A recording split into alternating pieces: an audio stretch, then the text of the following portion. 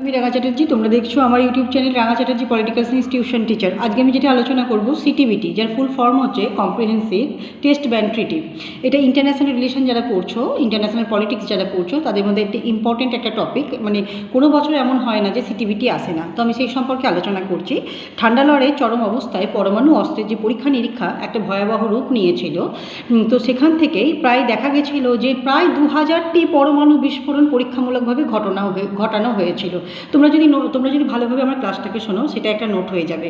তো এই অবস্থায় যুদ্ধ মানেই হচ্ছে পরমাণু যুদ্ধ, এবং যার অর্থ হচ্ছে পৃথিবীকে মানে চরম ধ্বংসের মুখে ঠেলে দেওয়া। সবাই যদি পরমাণু পরীক্ষা করে, অস্ত্র পরীক্ষা করে, পারমাণবিক অস্ত্র পরীক্ষা করে, তাহলে এবং সবাই যদি পরমাণু অস্ত্র মজুত করতে থাকে, তাহলে গোটা পৃথিবীটা কিন্তু ধ্বংসের মুখেই যেতে পারে কোনো সময় যদি একবার সংঘর্ষ লেগে যায় কিংবা একটি বিশ্বযুদ্ধ লেগে যায়।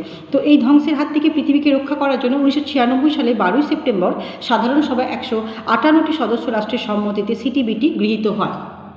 তো সিটিবিটির যে বৈশিষ্ট্য বা নীতিগুলি আমি আলোচনা করব, তোমরা শুনবে। চুক্তির 1 নম্বর ধারায় বলা হয়েছিল যে চুক্তিতে স্বাক্ষরকারী যে দেশগুলি আছে, নিজেদের ভৌগোলিক সীমানার মধ্যে কোনো রকম পরমাণু বিস্ফোরণ তারা ঘটাবে না। ঠিক আছে। এবার হচ্ছে 2 নম্বর চুক্তির ধারায় বলা হয়েছিল, মানে চুক্তির 2 নম্বর ধারায় কি বলা হয়েছিল না, সিটিবিটির যে সংগঠনটি, এই সংগঠনটি হবে চুক্তি স্বাক্ষরকারী রাষ্ট্রগুলির মধ্যে একটি সম্মেলন, একটি কার্যনির্বাহী পর্ষদ এবং একটি সচিবালয়কে নিয়ে। তাহলে আমরা এখানে কী কী পেলাম? একটি সম্মেলন, একটি পর্ষদ এবং একটি সচিবালয়কে নিয়ে। ঠিক আছে। এরপর দেখো চুক্তির 3 নম্বর ধারায় কি বলা হয়েছে, স্বাক্ষরকারী রাষ্ট্রগুলি চুক্তির সমস্ত দায় দায়িত্ব মেনে চলবে। স্বাক্ষরকারী রাষ্ট্রগুলি চুক্তির সমস্ত দায় দায়িত্বকে মেনে চলবে। এরপর 4 নম্বর ধারায় বলা হয়েছে যে বিশ্বের কোথাও পারমাণবিক বিস্ফোরণ হচ্ছে কিনা সেটা তদারকি করে দেখবে।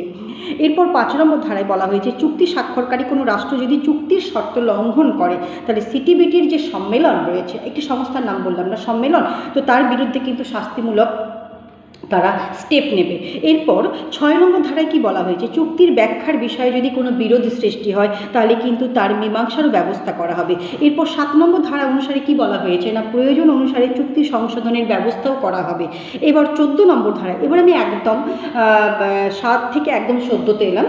14 নম্বর ধারায় কি বলা হয়েছে না, 44টি রাষ্ট্র চুক্তিতে স্বাক্ষর না করলে কিন্তু চুক্তিটি কার্যকর হবে না।